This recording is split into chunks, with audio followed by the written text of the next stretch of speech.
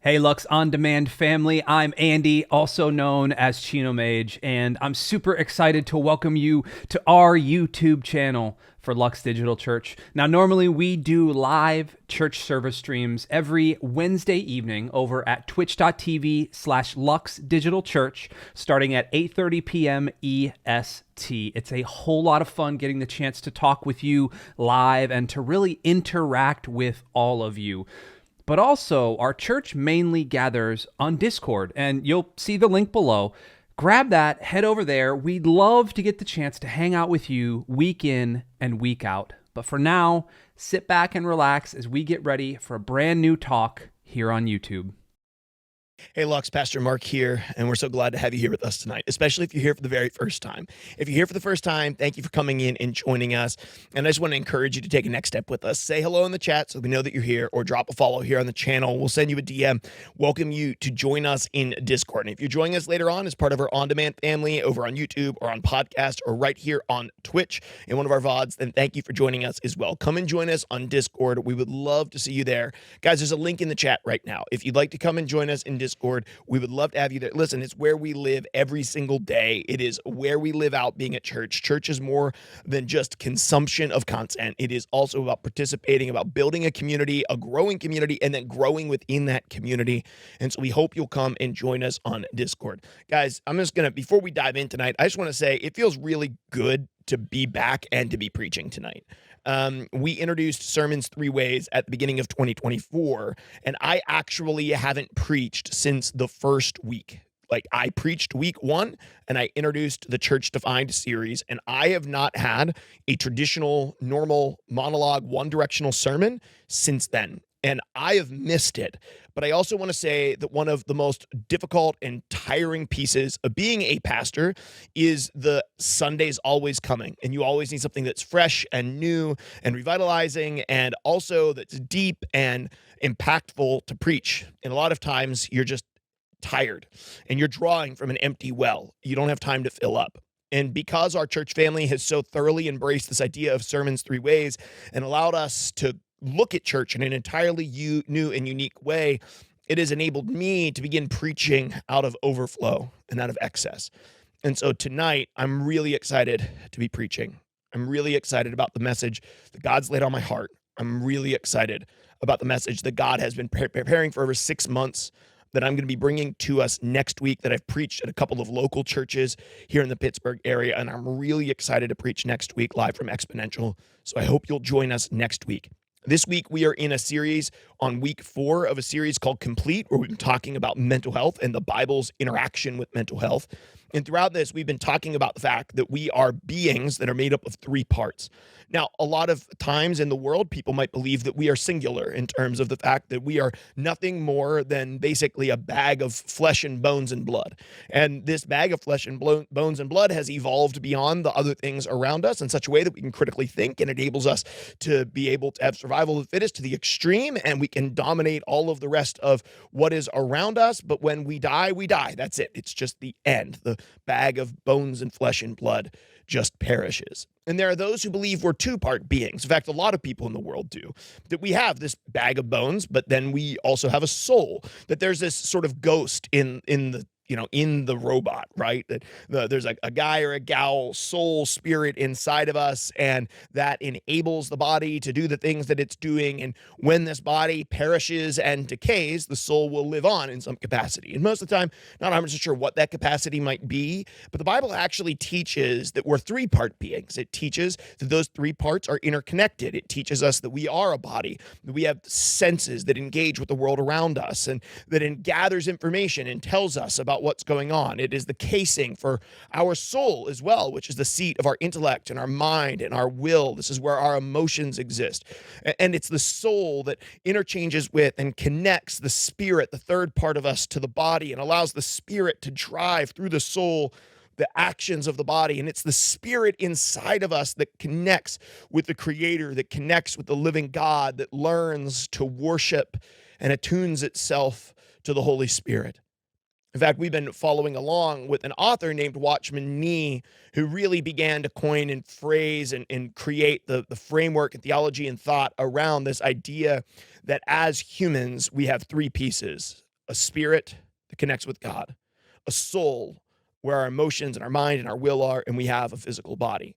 And throughout this series, we've been focusing a lot on the soul, and we've been talking a lot about soul health. We've been talking a lot about mental health. And for the past couple of weeks, we have had in some awesome counselors, some professional counselors and therapists who've been just openly talking with us about the body's connection, the physical body and the spirit's body, the spirit's connection to the soul, and how those things interact with one another, and how our physical health and our spiritual health have deep and long impacts on our soul, the seat of our mental capacity, and how our mental health also has impact on our physical bodies. It could have impact on our spiritual lives as well. And we've been learning about directively choosing to live out of the innermost part of our being, to live out of our spirit, to allow our spirit to work through our soul, to inform our soul, to direct our lives, and have that then exhibited through the way that we live, the words that we use, the actions that we take, that they would be more and more in line with the deepest part of our being, our spirit, which cannot be awakened. It's dead in us until it comes alive in Jesus Christ and faith in him through the power of the Holy Spirit. And it's then that our spirit awakens and recognizes its true place of worship in God himself, and can inform our soul and our body. And we've been talking about how that all connects back intricately to mental health. Maybe one of the best ways for me to say it is just to show our key statement. It'll be one of the last times that we throw up this key statement in the series. And our key statement is this: we are three-part beings, body, mind, and spirit. Each plays a critical role in our mental and in our spiritual health.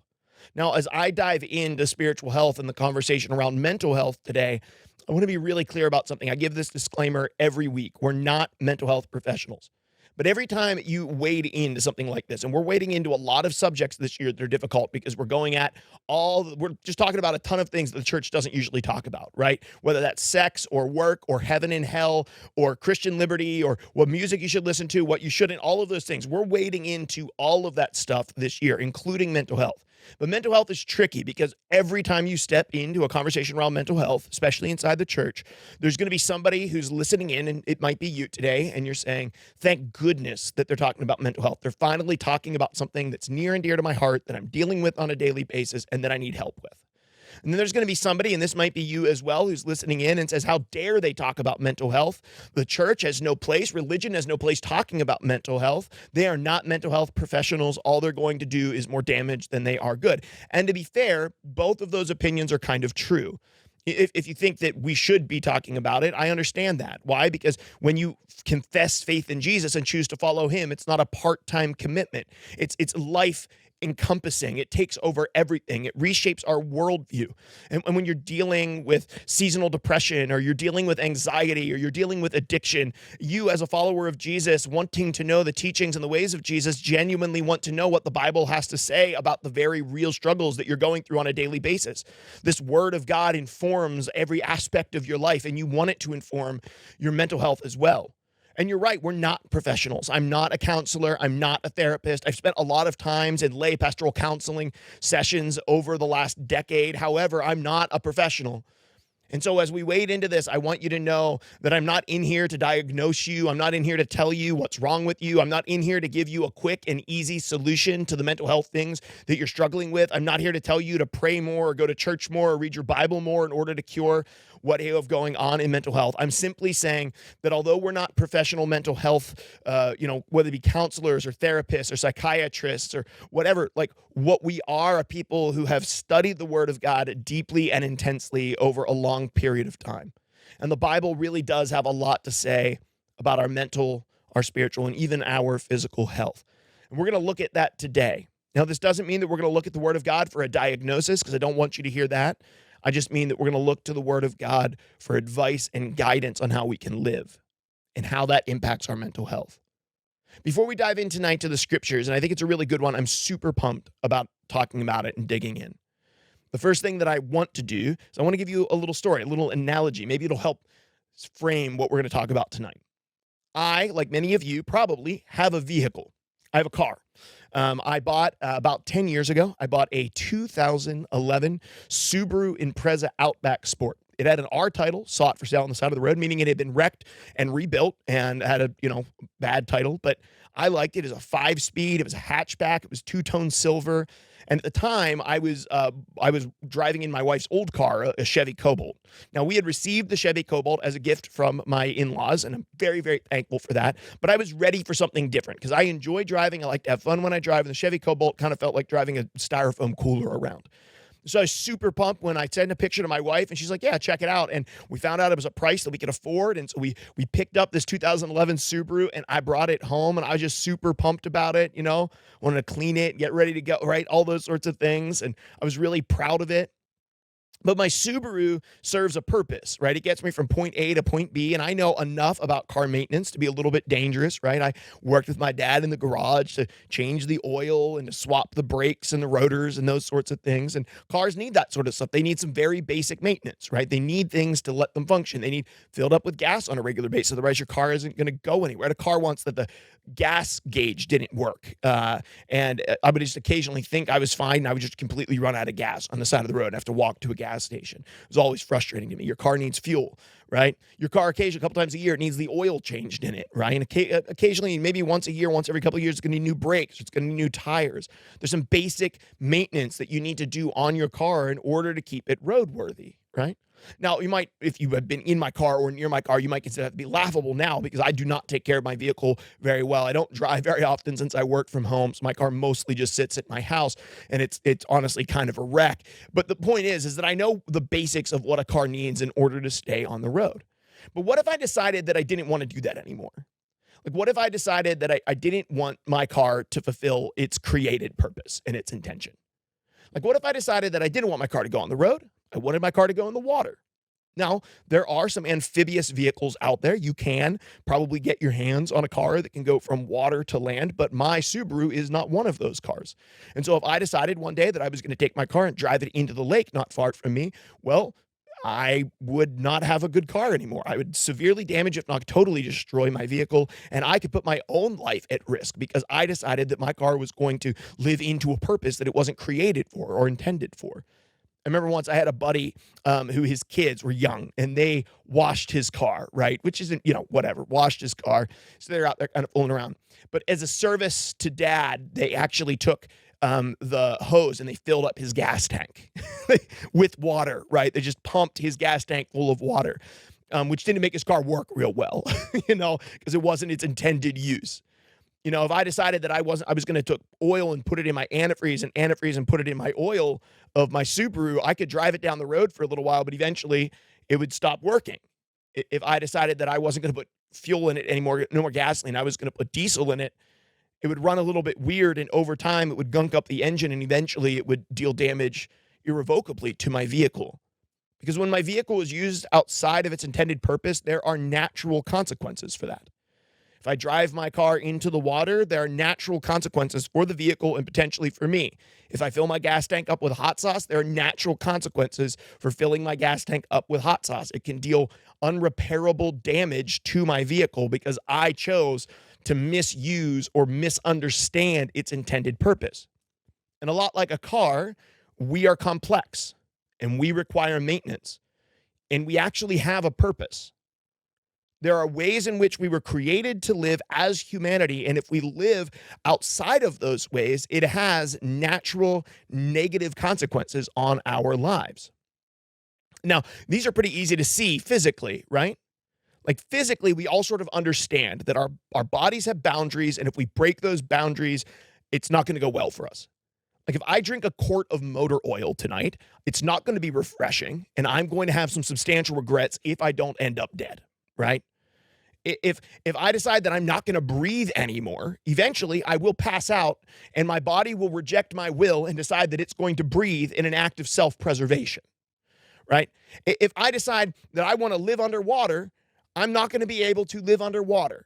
If I decide to force my physical body to go out, if I decide that all I'm going to do is eat a diet of Girl Scout cookies for the next 3 years, I will pay the consequences slowly but surely. Like my car on diesel, things will start getting gunked up, and before you know it, I'm not going to function very well.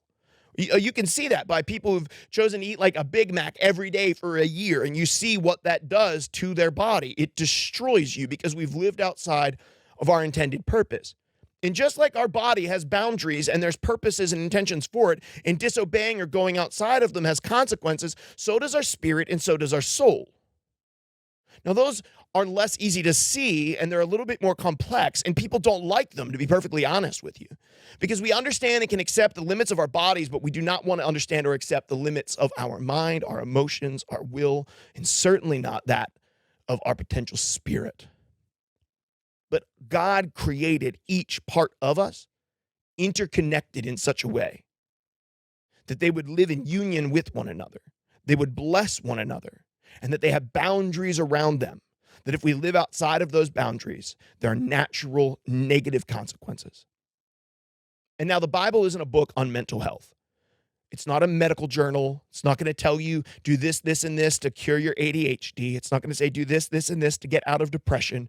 It's not going to give you a list of things to overcome anxiety.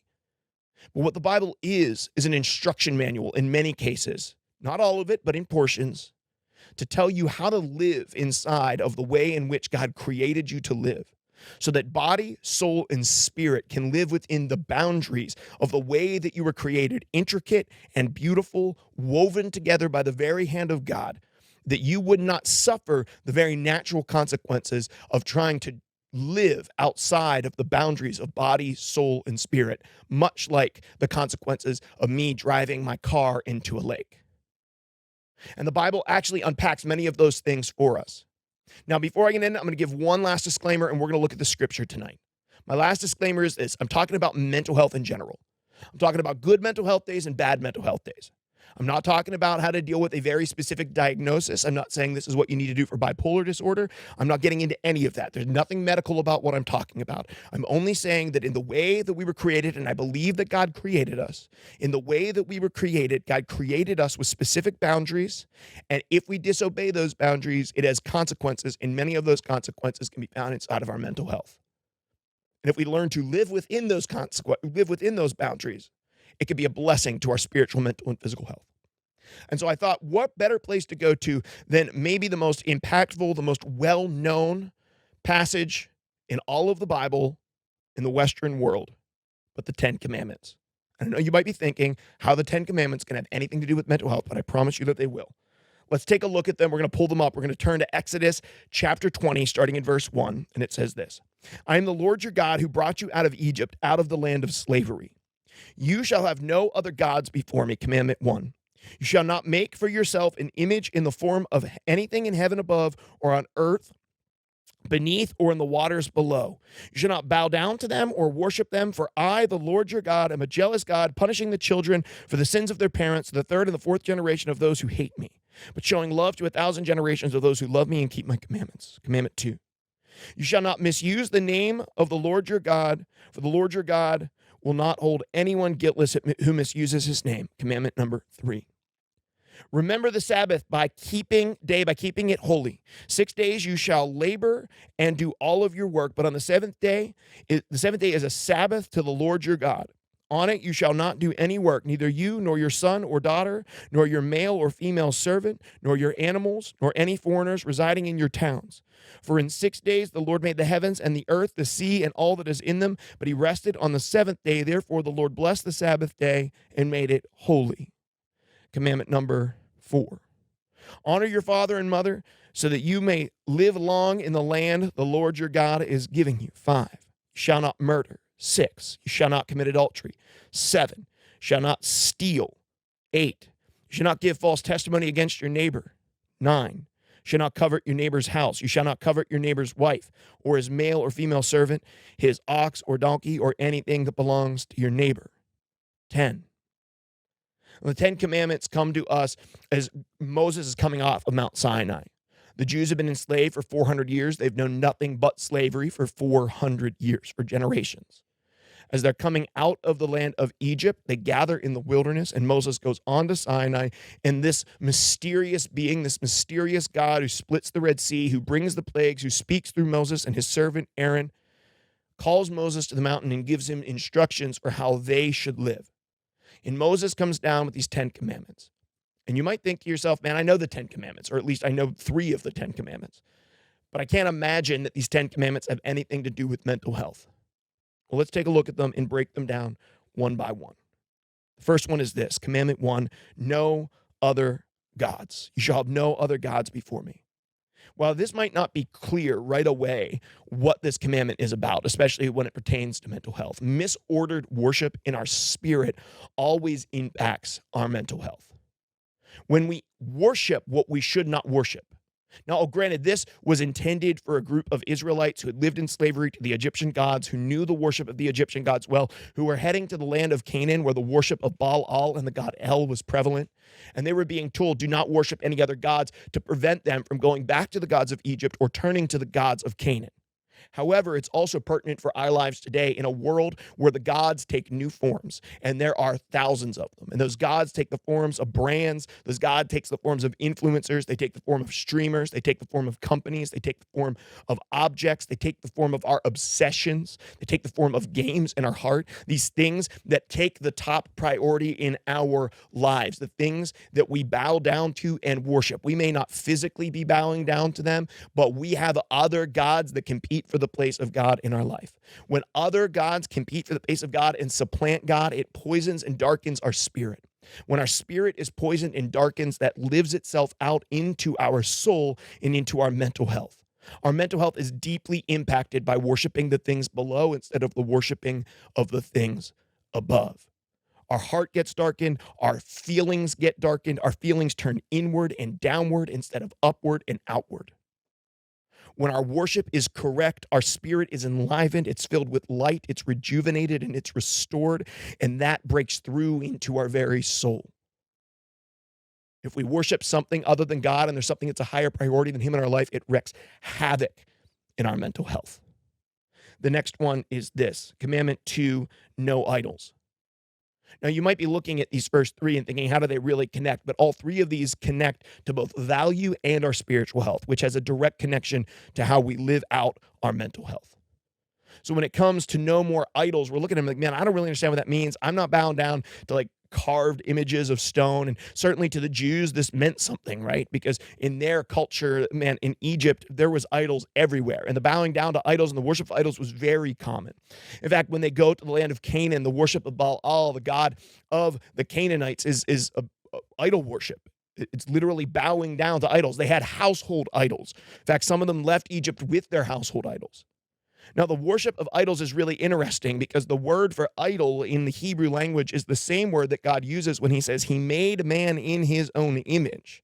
He literally made them image bearers. An idol was to be capturing the image of the God. And God says instead, no, you are the things that capture my very image. Do not bow down and worship stone or wood. Don't bow down and worship objects. The idol worship is about misplaced value. It's not about literally bowing down and worshiping idols. Certainly for the Israelites it was, but it was more than that. It was also about misplaced value. It's about saying that objects have more value than people do. It's saying that objects have more value than God does in our life. That we can capture the image of a God when God says, don't capture that image because I've made the image in you, that other human beings around you carry the very image and the value of God, that I've placed in them something special and something new. When we bow down to worship idols, whether that be the objects that we love, the possessions that we have, whether the board game collection that's downstairs in my basement, or the video game collection in your Steam library, or the PC that you play on most nights, whatever it is that you're just frothing over the mouth to get to. For me right now, it could be, maybe for you, it's like me. Maybe it's Star Wars Unlimited cards, because that's for me right now, right? There are objects that come up in our life, objects that we pay and attribute more value to than what they have. And anytime we attribute more value to something than what it has, we rob value from something else. And when we rob value from the image bearers of God, God Himself says we are His image bearers. When we rob value from that and misplace that value on something else, we become people who love things and use people instead of people who love people and use things. When we misplace value in idol worship, it corrupts our relationships and it breaks them down, which causes duress in our mental health. The next commandment is this: do not take the Lord's name in vain. Like commandment number 2, this also connects to our mental health and the misplacement of value. See, to an ancient Jew, the name of a god held power. If you possessed a god's name, you were able to then possess that god's power. We're going to break that down next week when we talk about the story of the Exodus and how it pertains to our mental health as well. And so the name of God was something that they wouldn't even utter. But this isn't just about whether you're sitting there thinking, like, what do you mean? Like, if I say Jesus in an angry sentence, that in some way or another that's going to make me depressed or it's going to hurt my mental health. That's not what I'm saying. What I'm saying is that if things in your life are not holy or set apart, if they're not sacred, it hurts our lives. God says, my name is sacred. It's holy. It's to be set apart. And it's to set a standard for you to understand that there are things in life that are sacred. There are things in life that are holy. There are things in life that are to be respected. There are things in life that are set apart. And if you can't understand those things, you will not attribute value to things that are deserving of value. You will misplace value once again, not just in the fact that you put too much value on objects and not enough value on the image bearers of God that I placed all around you, but you will place no value on my name, and you won't place value on sacred things and beautiful things and right things and justice and goodness and faithfulness. You'll misplace value by taking my name in vain. And when you misplace value, it exhibits itself in pessimism. It exhibits itself in always be the person to drag everybody else down. And pessimism is a thin-veiled attempt to shield yourself from getting hurt from somebody else, when in reality, all that you're doing is hurting yourself.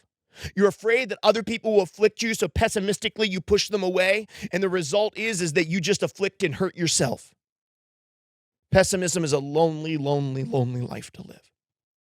The next commandment, and you'll see after commandment 3, we see a shift, and it moves from commandments that involve our relationship with God and how that affects our mental health and into our relationship with others.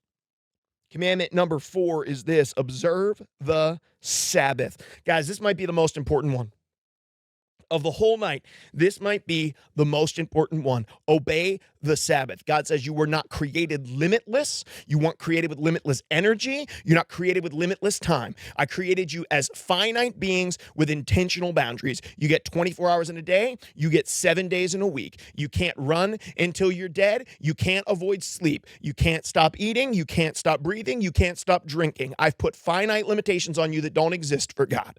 And in that, he says, I want you to work 6 days and then I want you to rest 1.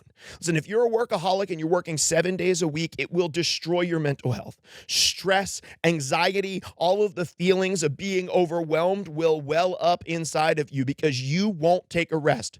Refusing to Sabbath is the same sin of Adam and Eve. Adam and Eve in the garden plucked the fruit from the tree because they wanted to be like God. When we refuse to Sabbath, it's us saying to God, I know that I'm finite. I know that I need to rest. I know that you created me and intended me for rest, but I refuse to rest because I believe that I can be like you. I believe that I can be infinite.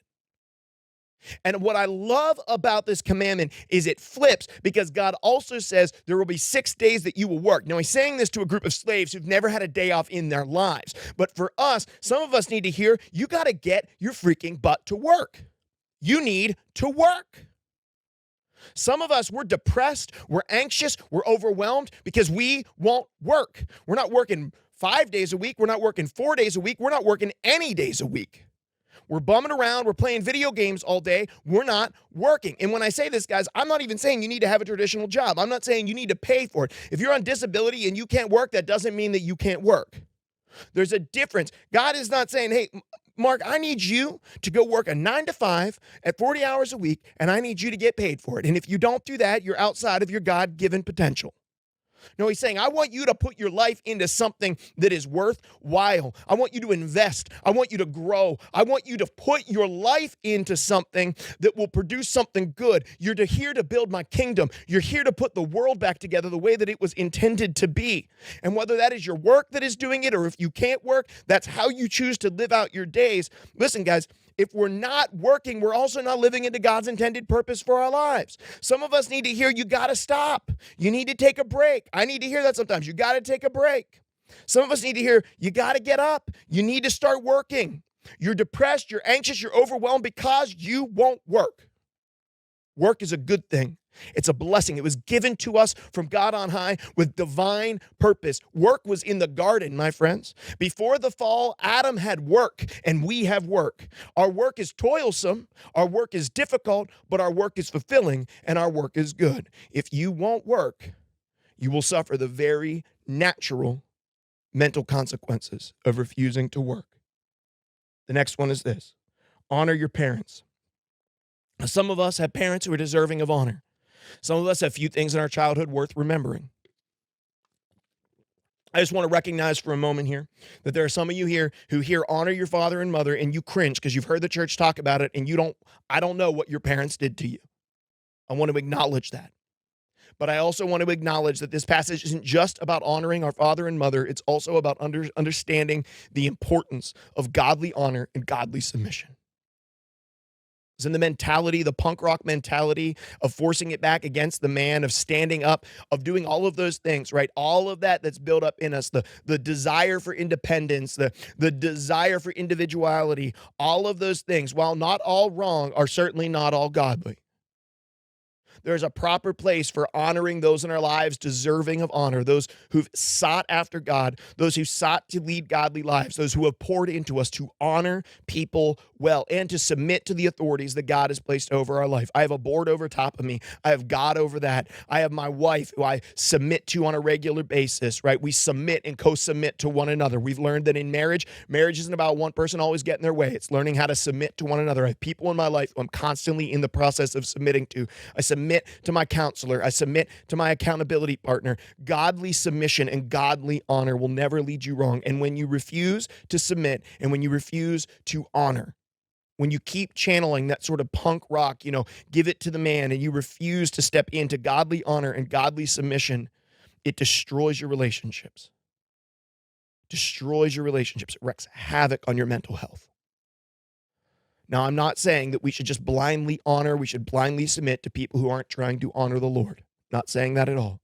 I'm just saying that I have never regretted, because I've been on both sides. I've been on the side where I had to submit to people and I didn't feel like we're being godly, and I had times when I've had to submit to people that I felt were.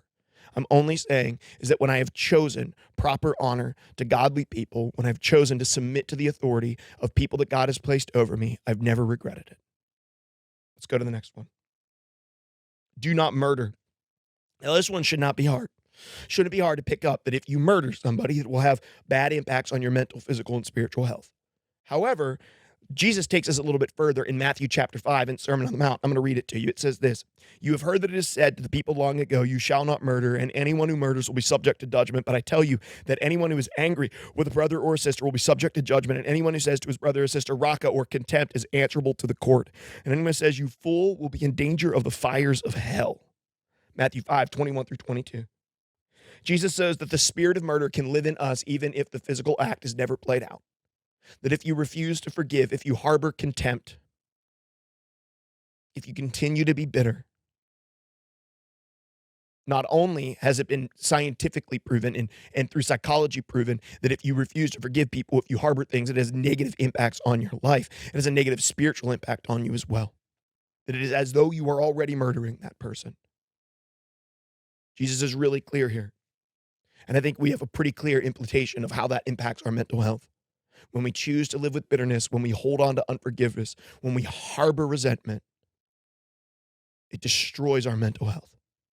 The next commandment says this: do not commit adultery. It's another one that Jesus expanded on in Matthew chapter 5. It says this: "You have heard that it was said, 'You shall not commit adultery,' but I tell you that anyone who looks at a woman lustfully has already committed adultery with her in his heart." Listen, I don't need to tell most of us, because I know a lot of stories in our church. I don't need to tell most of us what type of impact porn has on the human brain. I don't have to tell you how addictive it is. I don't have to tell you how lust destroys your life. Science can tell you it. Psychology tells us today that through the act of sex that we release a chemical in our brains of connection. And when we do that through living out lust and looking at porn, that chemical that gets released for connection gets lost and unable to connect.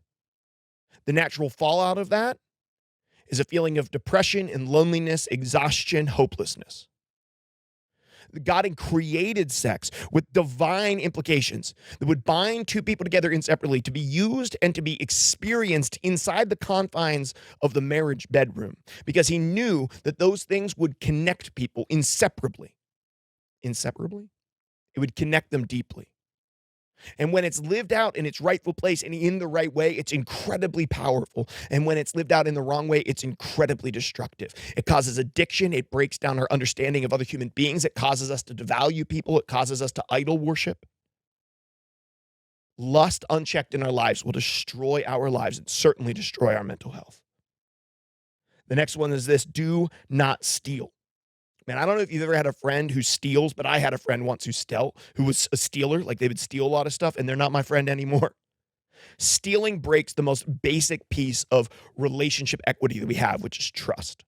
And when trust consistently is broken over time, it causes relationship just absolute destruction and havoc and disunity.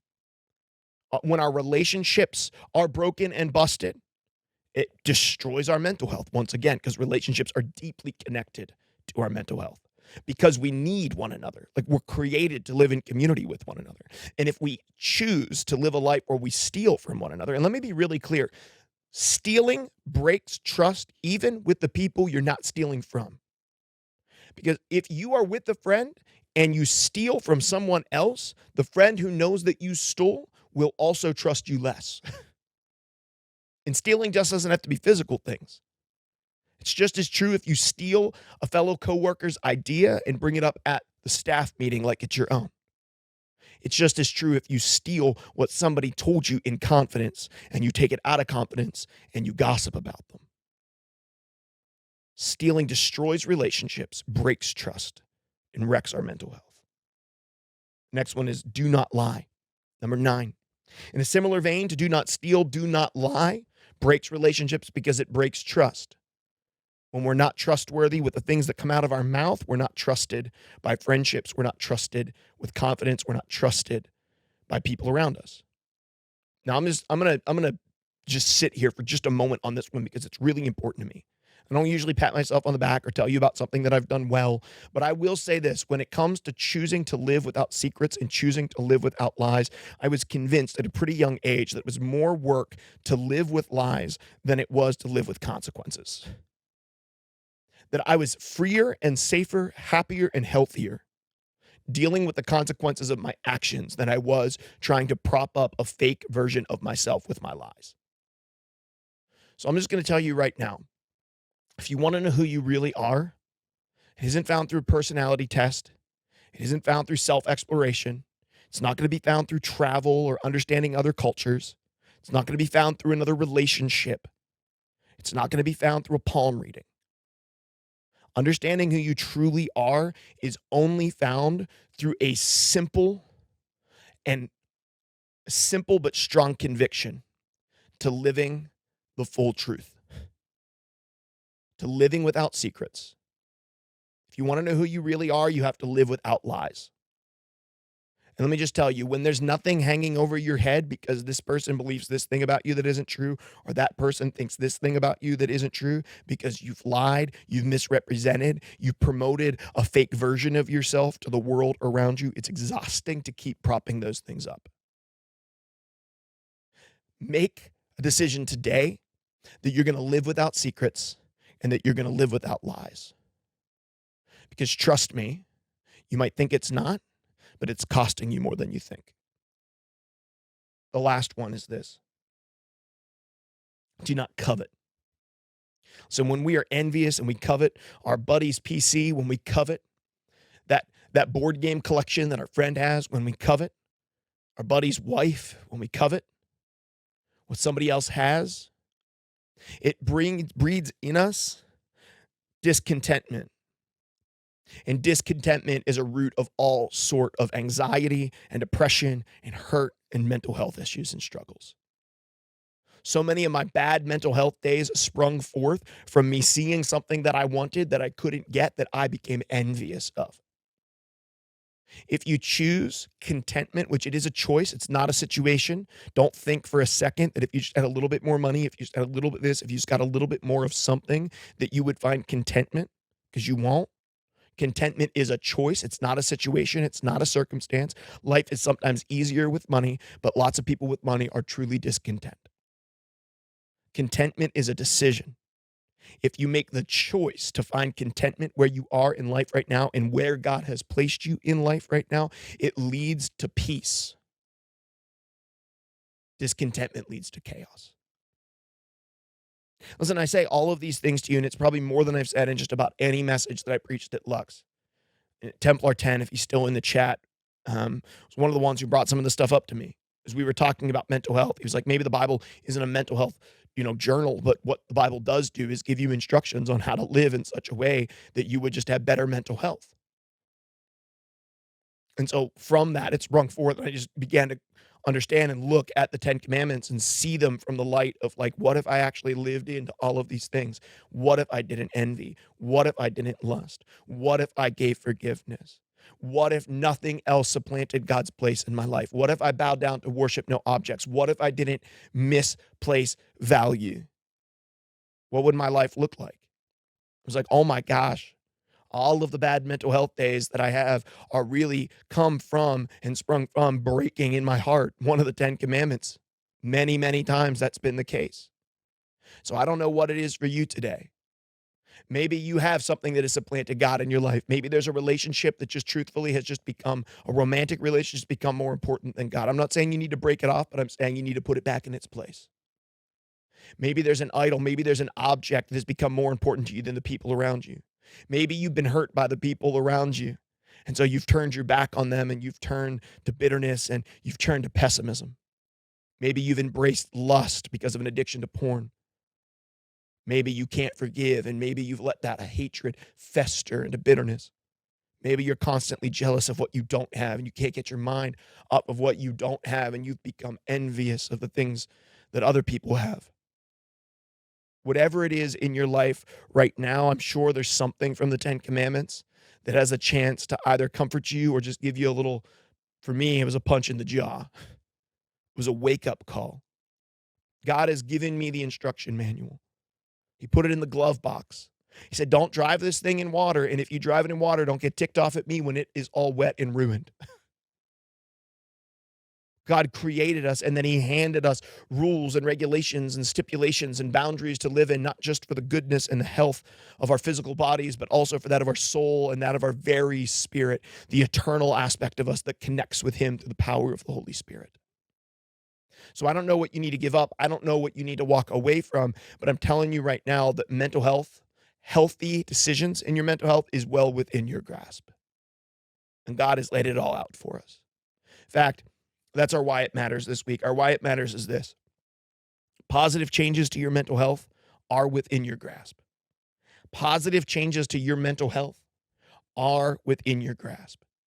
And if you're here tonight and that just feels overwhelming to you, I want to let you know it feels overwhelming for me too, most days.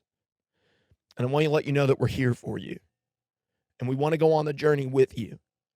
And if you've looked at your life and you're like, yeah, I can see that. Like, I haven't had very good mental health, but I can also clearly see where I'm breaking 6 out of the 10 Commandments on a high level consistency, at least within my own heart and with my own mind. Then it might be time to make some changes. Because God has given you the instruction manual, and there are very natural consequences for living outside of the way he created us, intended us, and purposed us to live.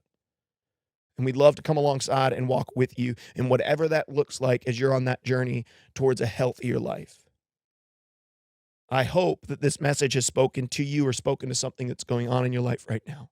I certainly don't mean it to be harsh or to be cruel or to be rude, but I do hope it to be an encouragement to you, that you would see that the mental struggles that you might be dealing with, that some of the feelings that you're having, that some of the depression you might be suffering from, that some of the anxiety that might be going on in your life, it isn't an insurmountable odd that can't be conquered or can't be dealt with.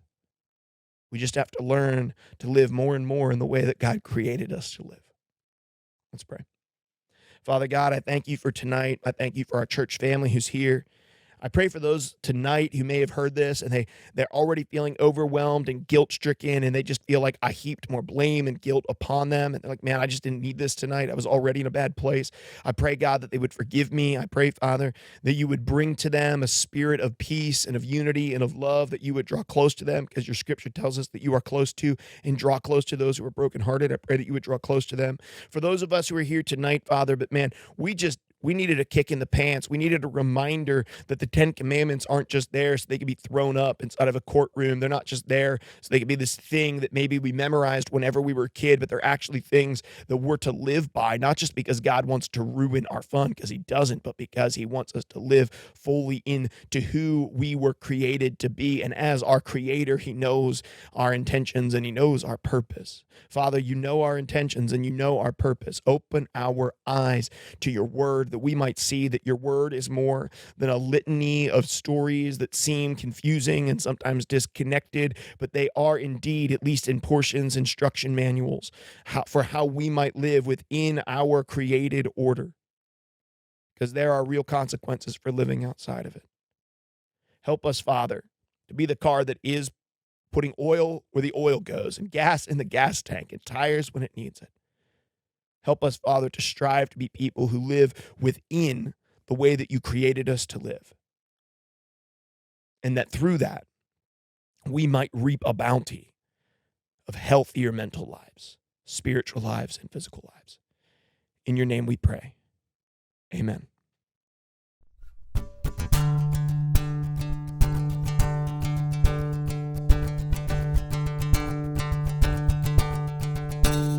I was buried beneath my shame. Who could carry that kind of weight? It was my tomb till I met you. I was breathing but not alive. All my failures I tried to hide. Yeah, it was my tomb till I met you. You called my name and I ran out of that grave, out of the darkness into your glorious day. You called my name and I ran out of that grave, out of the darkness into your glorious day.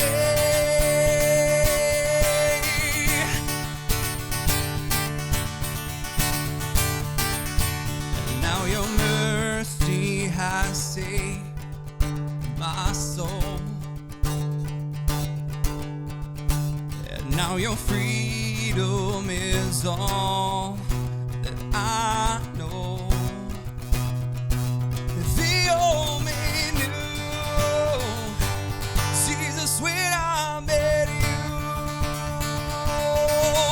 You called my name and I ran out of that grave, out of the darkness into your glorious day. You called my name and I ran out of that grave,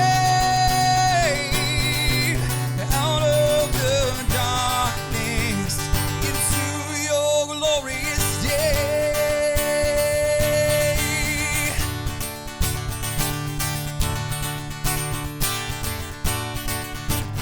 I need a rescue.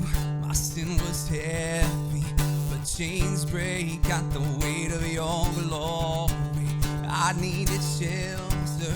I was an orphan. Now you call me a citizen of heaven.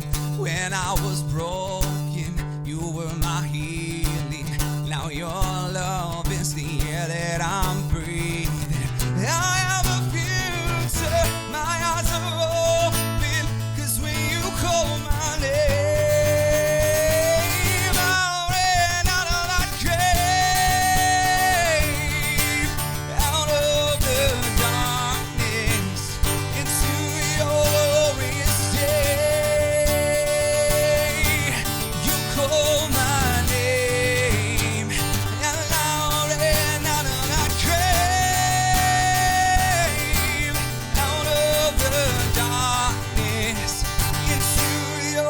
glorious day.